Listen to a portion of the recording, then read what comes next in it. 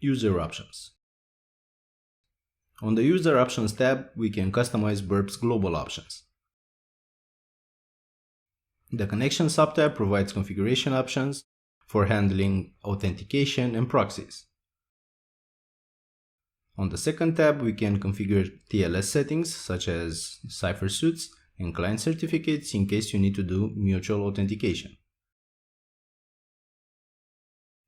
The Display tab allows us to customize Burp's UI.